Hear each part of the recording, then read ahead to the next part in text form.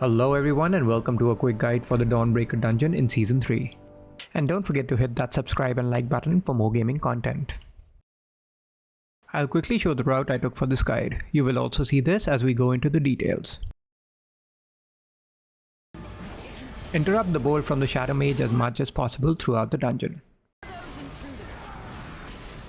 The Tormenting Ray constantly causes damage to the targeted players. DPS dispelling curses from the Shadow Mage is helpful for the healers. The magic Stygian Seed cast by the Ritualist needs to be dispelled.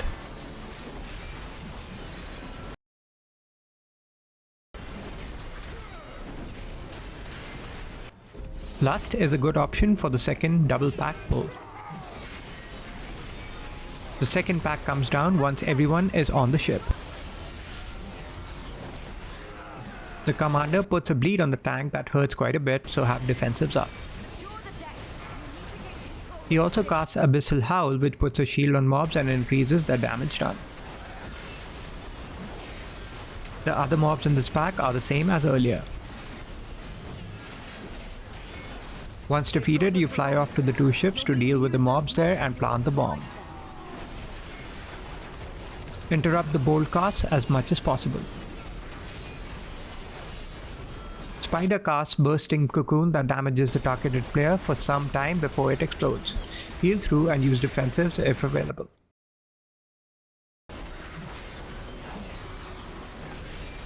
Once down, click the bomb and fly away to the second ship. All mobs are the same as the ones I've already discussed.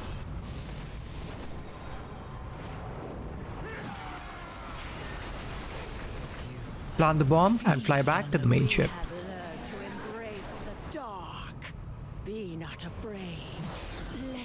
On the boss, interrupt the shadow bolts as much as possible. When the boss casts Obsidian Beam, use a defensive as a tank and everyone has to avoid the beams. Dispel the burning shadows target ASAP and heal through the absorb to remove the debuff.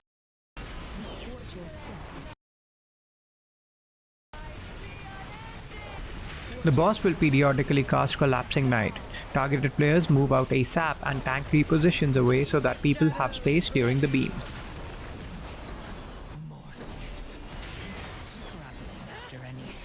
At 50% HP and when she is defeated, fly away to avoid a one-shot from the boss.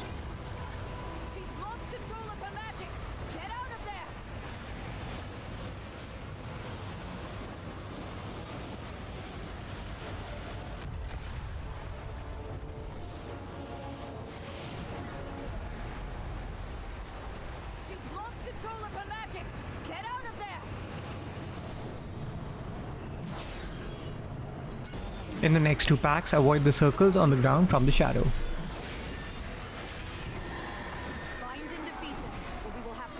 For tanks, the thing to look out for is the Shadow Blade stacks from the Shadow Walker along with the bleed from the commander. These reduce healing done and hurt quite a bit. I usually bubble here, but a strong defensive would keep you alive for some time. You need to defeat 3 mini-bosses in the area. Each of them has a unique ability and a common dot they put on a random player. This first one here does a terrifying slam for which the tank can position against a wall to avoid the knockback. Other players need to get out of the AoE. The dot is called Abyssal Blast and does a lot of damage on the targeted player. It can be removed through magic immunity. The next two packs I pull have the same set of abilities as discussed earlier.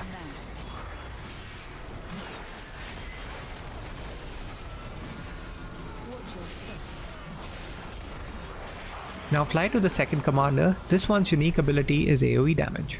This, along with the Abyssal Blast on a target, needs quite a bit of healing. Be careful of the frontals from the tacticians. Shadow Decay is the AoE damage I talked about. After this, fly off to the third mini-boss. Lusting there is a good option.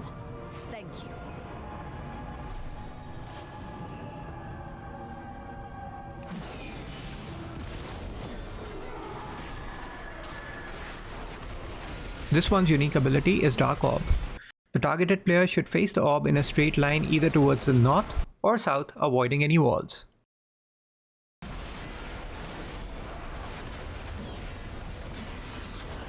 The farther it goes and hits, the lesser the damage.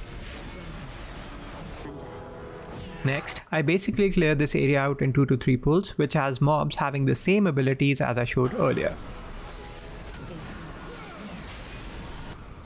The final mob gives 6.5%, so grab a couple of oozes with the boss if you're short 0.5%.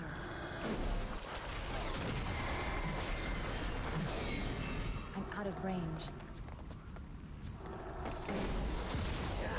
The boss does the same 3 abilities as the commanders. The orb, which you send down the street on the north side. The slam on the tank, I use the fountain in the middle as a back support. And the AoE damage, Shadowy Decay.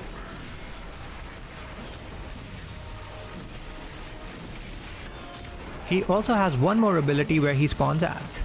AoE them down ASAP and interrupt them as much as possible. Fly back to the main ship for the last mob and boss.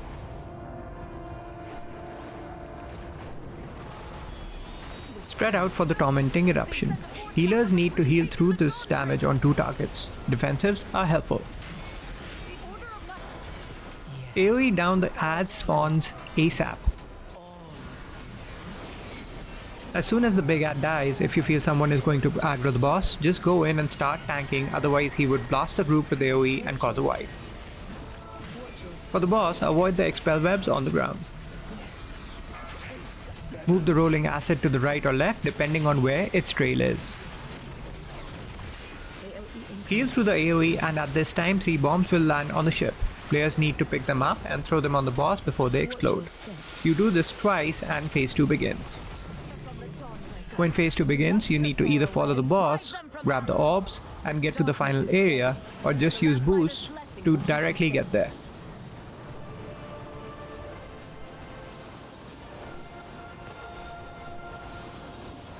Make sure the darkness debuff doesn't get to 0 seconds.